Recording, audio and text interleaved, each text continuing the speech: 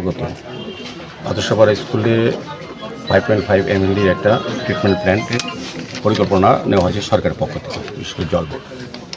সেই মোতাবেক আমরা আগেও এটা পরিদর্শন করেছি এবং আগামী 30 তারিখ 11:30টায় মাননীয় মুখ্যমন্ত্রী প্রফেসর ডক্টর মানিক শাহর হাত ধরে ভূমি পূজনের মাধ্যমে মাঙ্গলিক অনুষ্ঠানের মাধ্যমে আনুষ্ঠানিকভাবে কাজ শুরু করা হয়। তো এই এলাকার সঙ্গে আমরা কথা বলেছি, এলাকা প্রশাসনের সঙ্গে তারাও সহযোগিতা হাত বাড়িয়ে দিয়েছেন। জলের কানেকশান দেওয়া যাবে নতুনভাবে ভালোভাবে, এবং যারা জল পাচ্ছেন তারা জলের ফ্লোও বাড়বে।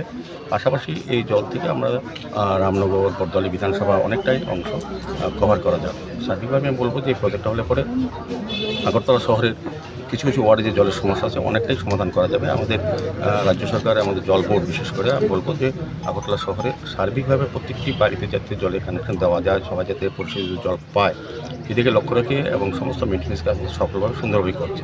তো আজকে এই এলাকার লোকের, যেহেতু আমাদের ভূমি পূজা হবে, মুখ্যমন্ত্রী আসবেন, সেভাবেই এলাকার লোকের সঙ্গে এই এলাকা যারা বসবাস করেন বা এই ক্লাব, আমাদের মন্ডল সভাপতি আছেন, আমাদের আধিকারিকরা আছেন, বিভিন্ন আমাদের পৌর নিগম, আমাদের জল বোর্ডের সিউ সাহেব আছেন, আমাদের কমিশনার সাহেব আছেন, আগরতলা মিউনিসিপ্যালিটি কর্পোরেশন এবং কিপি মিনা জল বোর্ডের আছেন এবং অন্যান্য আধিকারিকরা আছেন।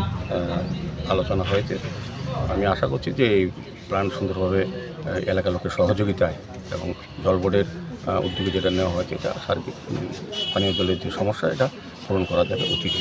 এভাবেই আগরতলা শহরে বিভিন্নভাবে আগরতলা পুরো এলাকায় আমরা এভাবে মিলিতভাবে বিভিন্ন তথ্যের সহযোগিতায় শহরবাসীকে সুন্দর নাগরিক পরিষেবা বা বিশুদ্ধ পানীয় জল দেওয়ার ক্ষেত্রে আমরা ব্যবস্থা গ্রহণ করছি।